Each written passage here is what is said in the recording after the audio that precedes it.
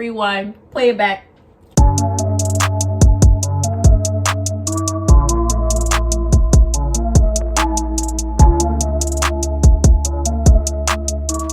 What's up, y'all? It's Bree, aka Shiblaqbri, and I'm back again with another video.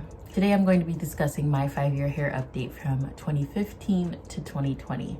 I did make a blog post about this. It's very detailed, went through some of my transitions, so if you're interested in that, it'll be linked down below in the description box.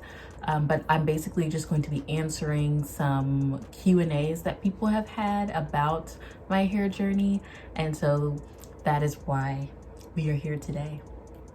So let's get into these questions. I am reading the questions from my Mac. I record on my phone, so I can't read it from my phone, sorry. So one question was, when I had my hair straight, do you miss your curly hair? I always miss my curly hair. I absolutely love my curly hair. I absolutely love my curly hair. Anytime that I get any type of style, whether it be like box braids, Senegalese twists, passion twists, which I've never had but I really want, I always miss my hair. If my curl pattern is not showing, I miss my hair. I absolutely love my hair, so I have always been that type of person who will get a style and then like a week later be like, okay, I'm ready to switch it up again because I miss my hair. So I haven't done a protective style in a very, very long time. I believe since 2017 I got box braids, and I found the stylist through styleseed.com. I'll link it down below. But that was the last time that I had any type of protective style, like with added hair. Usually if I do a protective style, it's with my own natural hair. So I'll like do twists or not box braids. I'll do twist outs, braid outs. Like I'll leave the braids or the twists in for a little bit and then take them out like a few days later. Or I will do flat twists with a style. Anything that you can possibly think of with my hair. Was there anything that I would have done differently? So in regards to straightening my hair, I don't think there was anything that I would have done differently, just because it's straightening. I probably would have went to a professional to get it professionally straightened, just because my flat iron is not the best, and I knew that going into it that I was probably gonna have to like get it straightened again to get it professionally cut, which I did. So if you're interested in seeing how I straightened my hair and my hair reverting back, I'll have those videos linked down below as well. But I wouldn't really do anything different in regards to my hair journey. If you read my blog post about my hair journey, I did start transitioning a few months before I went to South Korea. I studied there for about a year. I was there transitioning through curly hair. I have like a whole series about it on my blog, so you already know the drill, girl. You already know the drill. How different is it to care for your straight hair versus your curly hair? So my straight hair, all you really need to do is wrap it up. And then when you wake up, if you want it down, unwrap it. You don't really need to do much to it. I will probably add like some oil to my scalp a little bit, to my edges, because sometimes like the wrap will be too tight here and I want to make sure I keep my edges. But pretty much that's it. Like I keep my hair straight, or at least try to, because remember, I have a problem with that. But I will try to keep my straight hair for maybe like 3 to 4 weeks. I would like to make it a month just so that it's worth it for me to have my hair straight that whole time. I did try dry shampoo for the first time this time around, and I really loved that. It gave my hair some volume and kind of sucked up some of the oil that was coming through. So I really liked that. In terms of my curly hair, to other people, it takes a long time. It doesn't really take me that long. Like when I've been doing this for so long that it doesn't seem like a long time to me anymore. So I wash my hair, I deep condition my hair, detangle and style my hair. So when I deep condition my hair, I'm also detangling, and it's just a light detangle sometimes, and depending on the deep conditioner that I'm using. But for the most part, it probably takes me about 3 to 4 hours to complete my entire hair routine for my curly hair. If I'm straightening my hair, it probably takes me about that long, because you have to wash it, deep condition it, blow dry it and then straighten it. But I have pretty fine, medium to low density hair. So because my hair is so fine, it's really easy to straighten and blow dry because it's fine. But because of the density, it's like a little, like it's not super low density, like it's medium to low. So I have like certain parts where it's more dense than the other. So I noticed that when I do wash and goes, it takes a little bit longer for my hair, especially in the middle, like the back middle here, to dry because it's a little more dense here than it is on the rest of part of my hair. So you really have to take that into consideration as well. But if I had to choose, I would probably choose my curly hair routine over everything because it's like a relaxing day for me. I really like it. And I think that it adds a nice little self-care aspect to what I have to do. I guess the hardest thing for me in my hair care journey was just getting used to my curly hair. So initially transitioning, and not a lot of people talked about how the initial hair that's coming through isn't really gonna be your curl pattern. And I had to get used to that. I was so shocked because I had already been transitioning for a year by the time that I like gave myself essentially a big chop, but it wasn't really a big chop. I transitioned my hair from May 2015 to May 2016. Around June 2016, no, I'm pretty sure it was May 2016, I cut my hair, and I cut my hair into like this nice little curly bob, but my curls were not really, they were more like wavy. So there were some parts of my hair that I didn't understand because not a lot of people talk about having different textures in your hair, and that's what I have. And the back of my hair is 4A. The back of my hair is 4A, and it has like tightly coiled kinks. And then like the sides of my hair are a little bit of 4A and then some 3C, and then we're getting over here, it gets looser as it gets into the front. So like I had to learn how to adapt my hair care routine to my changing hair, and I think that was probably the hardest part, which is why I kind of started the journey of learning about my hair and then wanting to tell other people about how to take care of their hair if they were to go natural or transition into their natural curls.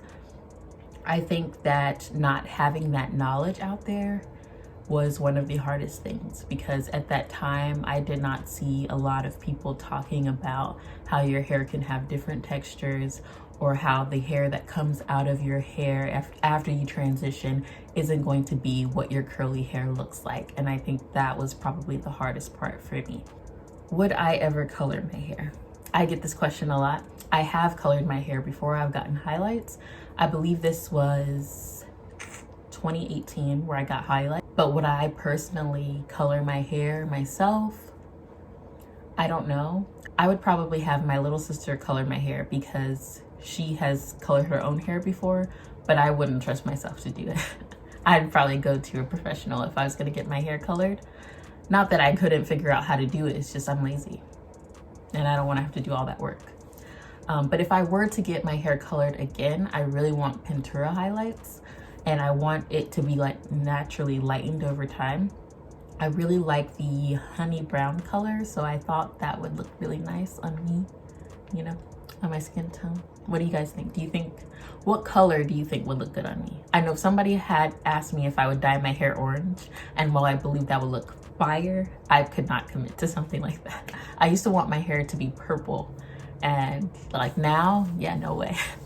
I was like thinking like, oh, maybe I could go like a little blonde, but like I don't want to go blonde and then have to deal with, you know, your hair is gonna get damaged when you color treat it. Like, I don't care what nobody tells you, it's gonna get damaged, especially if you're bleaching your hair. And they do have like options where you can get your hair lightened without bleach, but if you're going to go blonde, your hair getting damaged, girl, I'm sorry. How did you learn about hair texture and hair typing?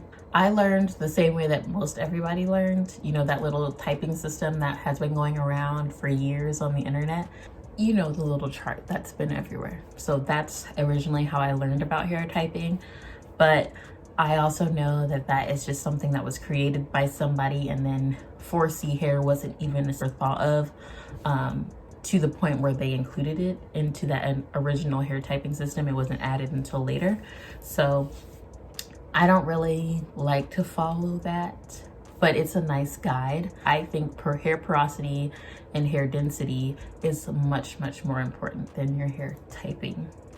And I personally have high porosity hair. For majority of my hair, except the front, is low porosity. And then my hair, as I said, is medium to low density, and it's fine. So I can get it into a ponytail pretty easily, and it can still look a little thick because of the medium density that it has. But I have like some low density, especially in the front part of my hair. So I think knowing that about your hair is much, much more important than knowing whether your hair is type 4 or type 3. Although there are products that cater to type 4 hair that I personally use for my hair overall, even though it might be a little heavy on the front part of my hair since it's looser. But because the majority of my hair is type 4, I just wave on over to that side of the spectrum. But you know your hair. So if you've been doing your hair for a long time, you know your hair, and you know what your hair needs, you know what your hair likes. I think just going through just trying out different things really does help when it comes to learning more about your hair, especially through your hair journey. If you want to get better at knowing or learning about your hair, all you have to do is just keep doing it. Try different things. And like, that can be very expensive, I know, but there are plenty of products out there on the market that are less than $10 that you can try. And like, you don't need like every single thing that someone else is using. Like me, to get a perfect wash and go, you don't need that. Like this, I used 2 products to get this wash and go, and it looks pretty damn good. So you don't need a lot of products to get a good wash and go. You don't need a co-wash. Don't even get me started on that, because we don't co-wash over here, okay? It's pointless. It's a waste of your money. It's a waste of your money. Just use a regular shampoo. But you do need a clarifying shampoo, and that's very important. So like, even if you don't use a lot of silicones in your products, you still need a clarifying shampoo. You need to clarify your scalp, because you need to make sure that the products that you're putting on your hair are being taken in by your hair strands, and that can't happen if you have product buildup. So you need a clarifying shampoo. All you need is a shampoo, a deep conditioner, a moisturizing styler, and if you want to add a leave-in, by all, do that. But like, that's really all you need. You don't need all those gels, all those extra creams, oils, blah blah blah. You don't need all that. You don't. I mean, I need that, but you don't. Like, you don't need that if you don't have the money to like, oh, this person uses all of 6 of these products, I need those products. You don't. Trust me, you don't. And I had to learn that the hard way. What are your tips on becoming a product junkie? I feel like I just answered this a little bit, but control yourself. So set a budget of like how much you're willing to spend on hair care products. That's what I have done these past couple years, and that has definitely helped, because before I would just spend money on any and everything. And why? Like, I had so many products that I just didn't use or didn't get to in time before they expired, and I'm like, why am I wasting my money? Money is important. Money gets you by in this society because capitalism and consumerism. So I just need to chill for like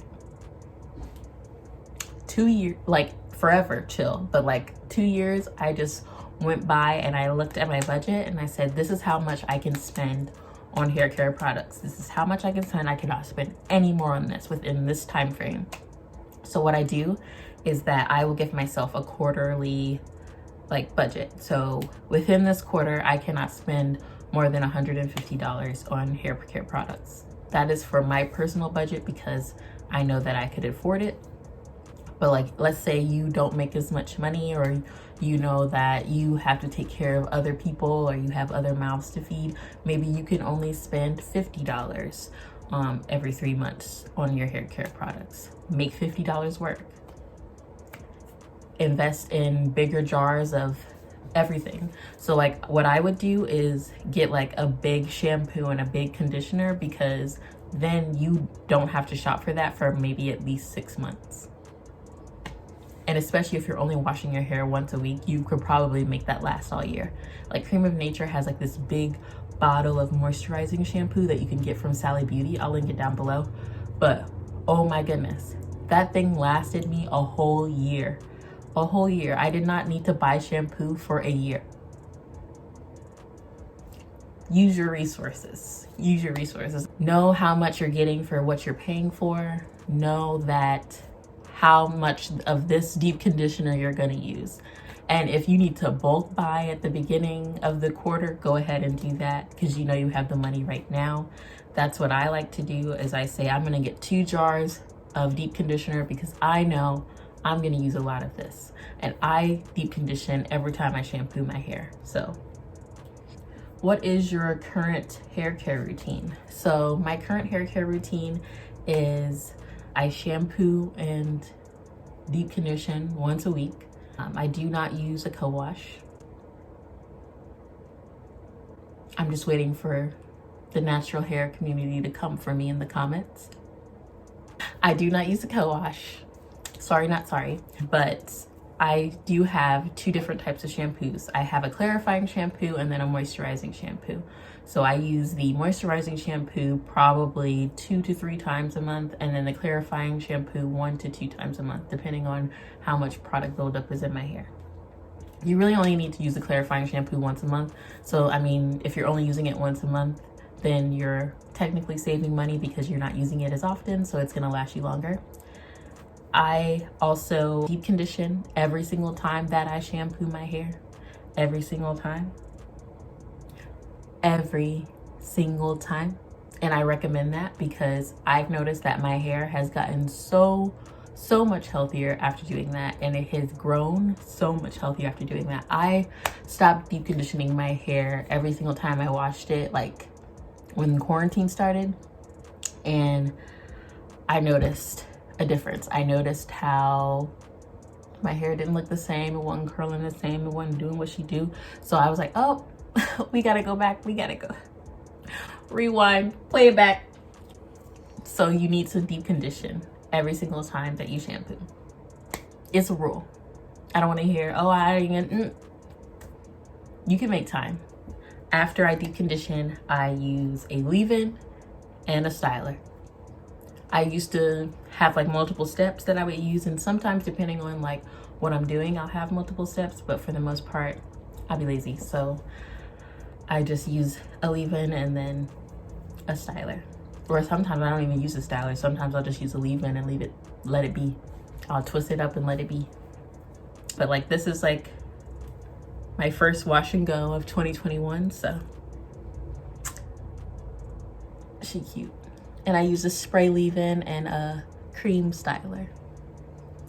And I like picked her a little bit so that she's voluminous. And she's like a nice balance of volume and definition. So I like that. How often do you cut your hair? This past year for 2020, I did every 6 to 8 weeks. The year before that, I would just cut my hair a lot. But it also grew back really fast. Like, my hair grows fast, so I don't have to really worry about like, oh, if I cut it, it's not going to grow back. It's hair, it'll grow back. I have been looking into getting a stylist, a professional stylist for 2021. So that's one of my goals for this year. So, I mean, depending on how Rona acted. If Rona's being good, then I'll be good. Yeah. But 6 to 8 weeks is a good place to start. And then maybe you can only do it like every 6 months or every 4 months. That's fine too. It really just depends on like your hair. But if you're gonna cut your own hair, then I recommend doing it by section. So like I will split my hair into 4, and then I will split that section and like kind of measure it so that it's like kind of even. But you can also give yourself a diva cut where you cut it dry, which is what I like to do sometimes as well. So it really depends on what you want to do. What was your favorite hairstyle you've ever done? I would say my favorite hairstyle was probably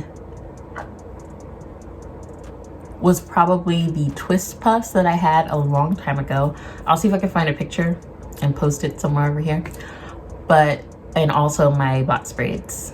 I loved box braids so much that I got them twice. I got them once in Korea in the springtime when I was there. So it was like 2016. And then I got them again in 2017 wintertime. So I absolutely love box braids. They're so cute. And I really liked them better than the singlies twists, but that's just me. I just think it framed my face better and it gave me a little bit more volume, because the twists were kind of making my hair flatter, like appear flatter, where the braids gave me like a little volume because I have fine hair. So that is it for this Q&A. I thank you guys so much for watching, and if you liked this, don't forget to give it a thumbs up, and don't forget to subscribe for more videos and hit that notification bell so you always get a notification when I post. If you have any questions or if you want to see something from me, just leave a comment down below. I like comments and I always respond, so if you guys want to comment and say anything, like you like this picture frame, or you like my Tupac t-shirt, or you're not wearing a bra, like I never wear a bra, so anything you want to say, I'm here. I'm here for you. So don't forget to also check out my blog down below, Shiblaqbri.com. If you like any of the content there, then please follow, and I will see you all next time.